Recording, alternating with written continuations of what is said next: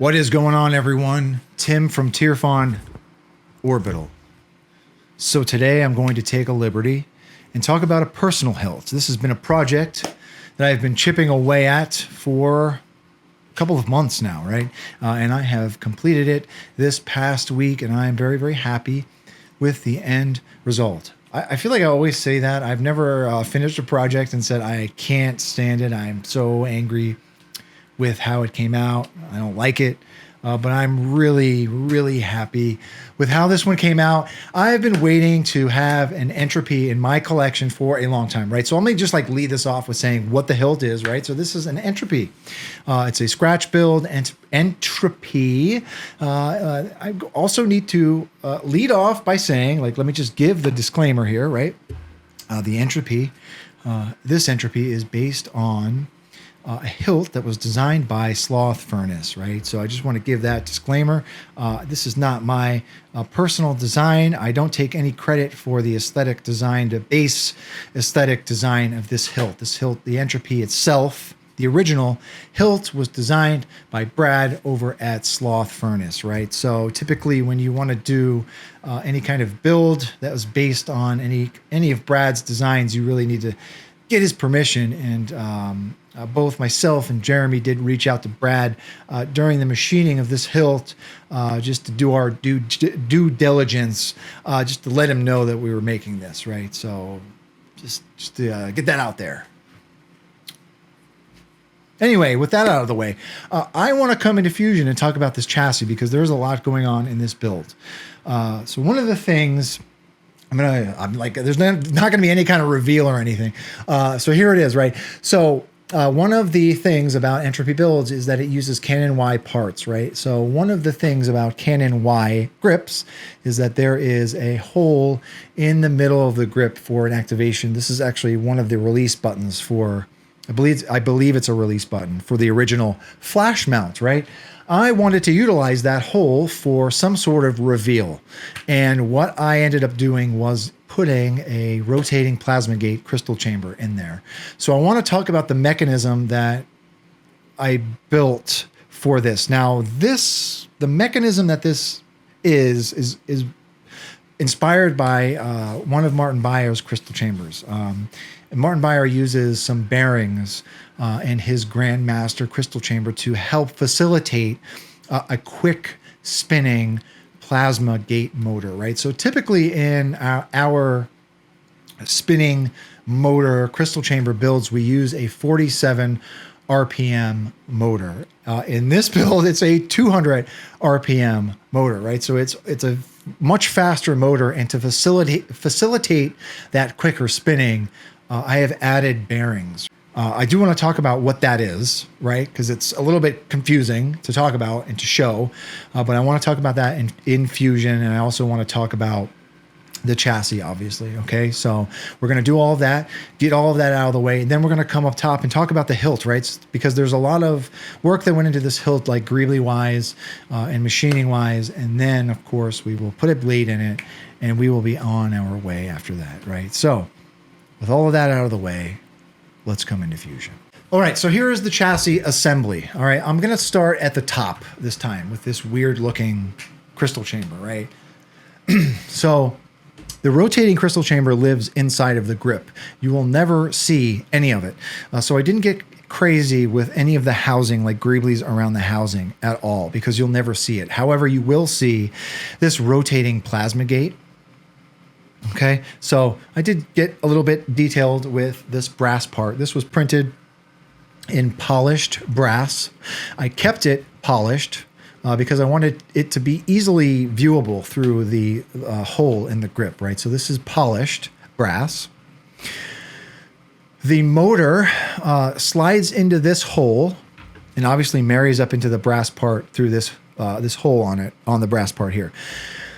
There is a polycarbonate tube that slides in the bottom of this assembly. Before I talk about that, let me talk about these bearings, and I'll show them on camera when we come up top. I have one bearing that fits in the top of this polycarbonate tube. That is one size, the smaller bearing. And then there was a larger sized bearing that goes up in here, fits in this cavity, okay?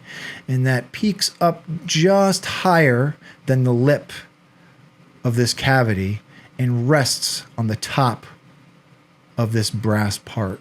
So essentially this brass plasma gate is resting on that flat bearing. So it's spinning on the bearing itself.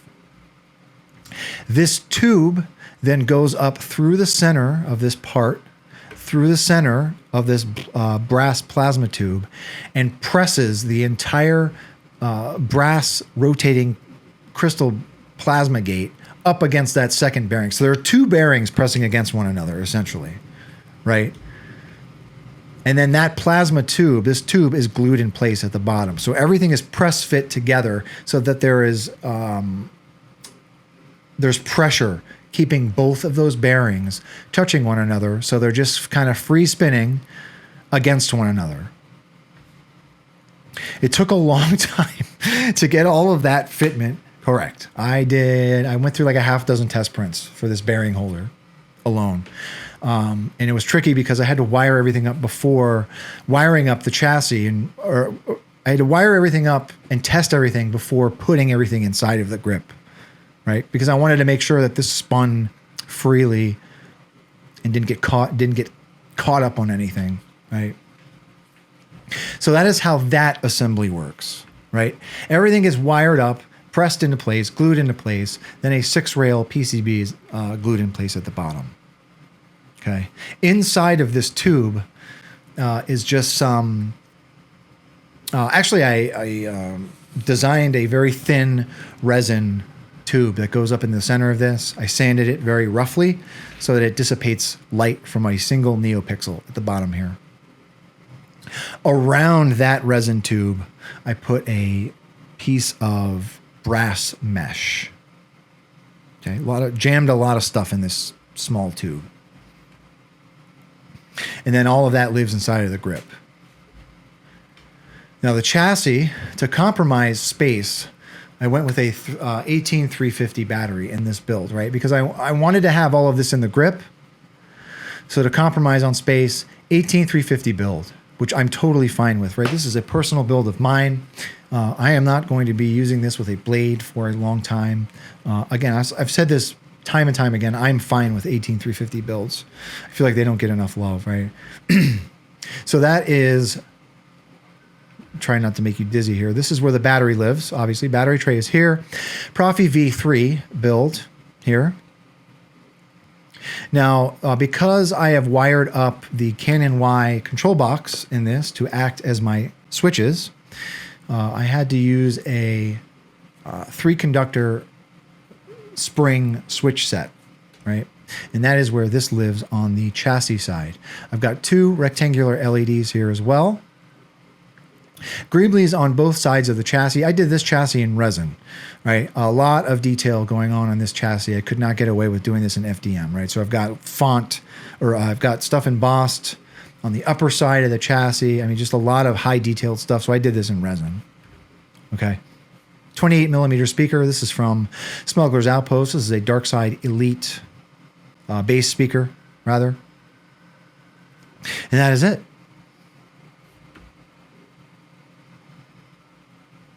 Really like how this one came out. So let's come up top. Okay, folks, so here she is. The Tearfon Entropy. Entropy with an IE. Okay? Because it's mine. This is my Entropy. I've put my spin on it. I've put my touches on it. I consider this to be mine.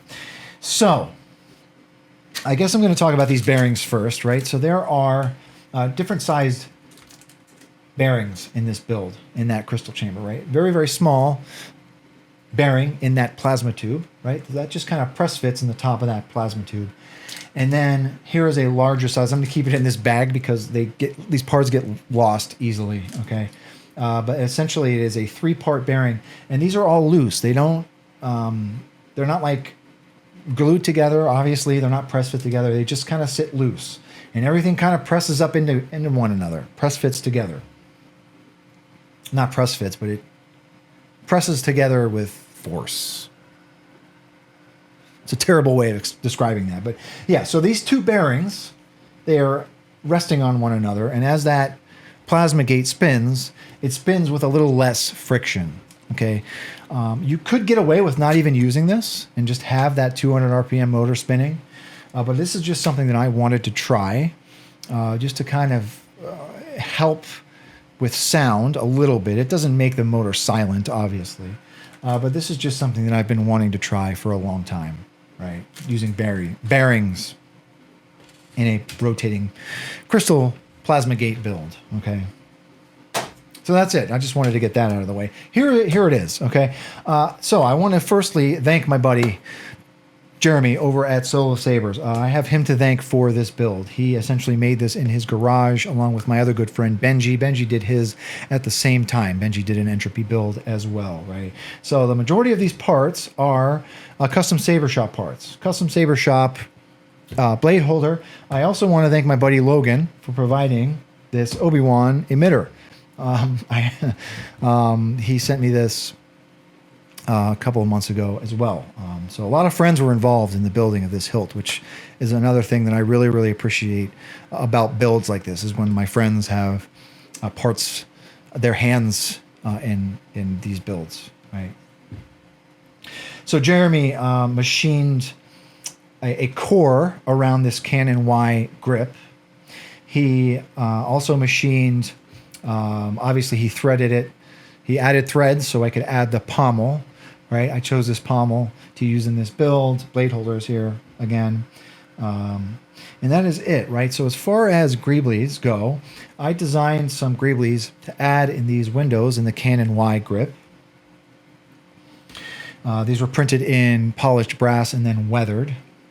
Okay, here is the infamous Canon Y assembly. Absolutely love these. Right, anytime I get to use these in builds, I love to wire them up. Love to use these as switches. Right, so this control box has been wired up for main and aux. Right, I do have a sloth furnace clamp card in here. I love this black clamp card. Right, I have added this steel knurled thumb screw here. This red greebly is also from a Canon Y grip, right? So I threaded a hole in here, and that is threaded in place. Okay. I have added some guitar string and brass rods in this window. And that is it. So there is that window with the rotating plasma gate. So I opened up this window a little bit. It was a little bit smaller than this. I wanted to open that up a little bit wider so it would be easier to see that rotating plasma chamber. Okay. And that is it. So when I did get this, I'm forgetting to mention, I did weather this hilt as well. Okay. So let's take a look at this chassis. Here's the chassis. There is that 3-conductor switch spring set. That is what makes a connection to the other side of it, just on the inside of the hilt, right? So I made a little holder for the female end of that, and that is what makes a connection to the switches on the inside of this Canon Y control box. Okay. Go ahead and power it up. There are those two rectangular LEDs, 18350, 6-rail PCB from Stardust Sabers. Okay. I'll go ahead and put this in the hilt.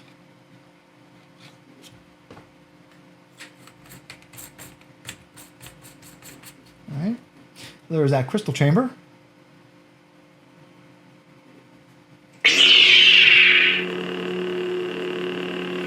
I'm going to go ahead and come down to the bottom so we get a better look. But there it is.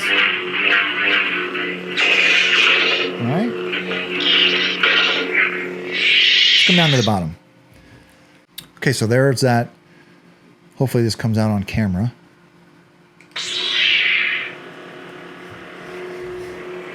Probably not going to focus into that hole there.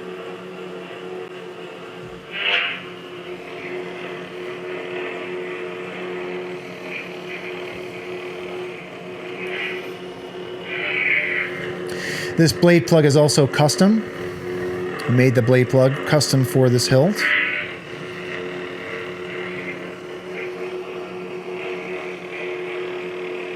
Okay. Oh, don't worry, he'll be all right.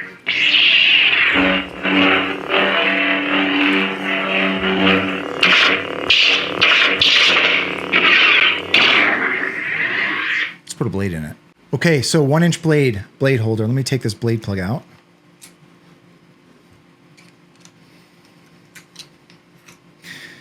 Yeah, I just wanted to make something custom for this build. So there's the blade plug. 1-inch blade in this build. Nice deep blade socket. Oh.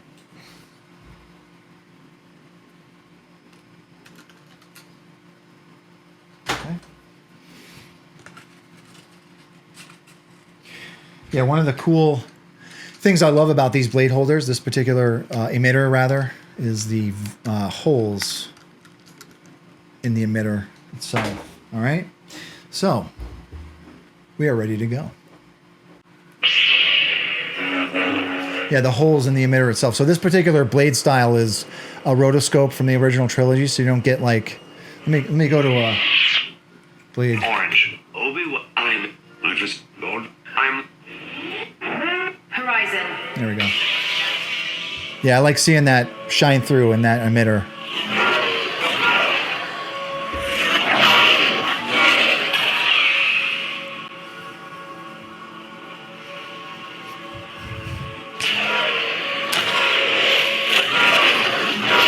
So one of the things that I did when designing this chamber down here, there is a spacer that is keeping that chassis off the top of this pommel. So that chassis doesn't go all the way down to the pommel. I wanted to make a decent resonance chamber at the bottom here. And man, does this thing sound awesome. So this is Horizon from K-Sith. This hilt sounds so good. Well, one of the important things to me about this particular build is I wanted to make sure that I had a decent sounding resonance chamber.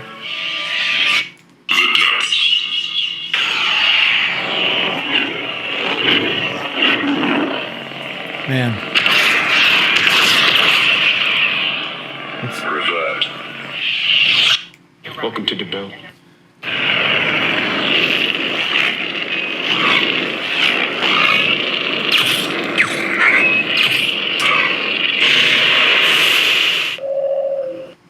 Dissonance. This is my favorite font right now.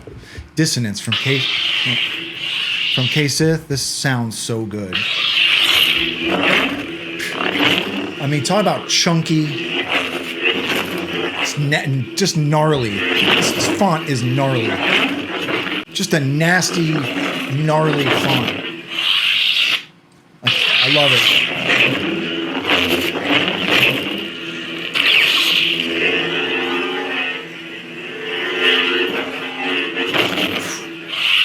What else we got on here? Peace is a lie.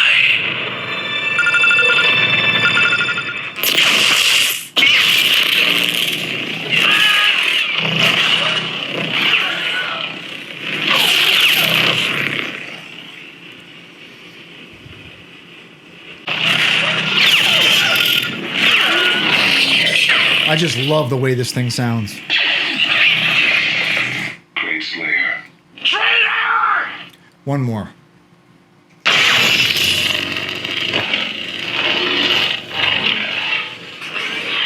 One more. Ray Skywalker. We've got to do something. So I put the majority of the first round of fonts on here are all original trilogy and prequel fonts.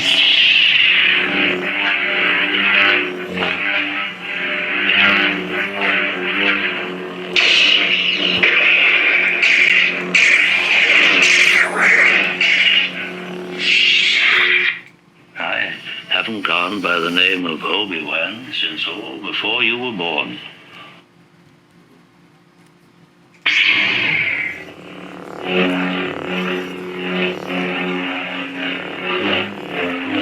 All right, that's it. So that is my scratch-built Entropy that a lot of my friends played a part in building. This thing is so awesome. You guys, I'm so happy to have this in my collection. It's just so unique looking. It sounds so good. And again, like I just I love trying new things.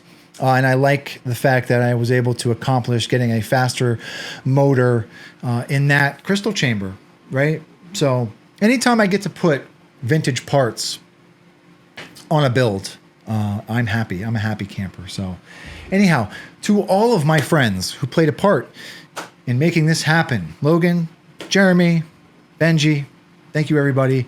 I appreciate everyone. To anyone else who has any questions about this particular build, please do not be a stranger. And with that being said, may the force be with you always. Thank you very much for listening to me ramble about a personal hilt. And have a good one, everybody.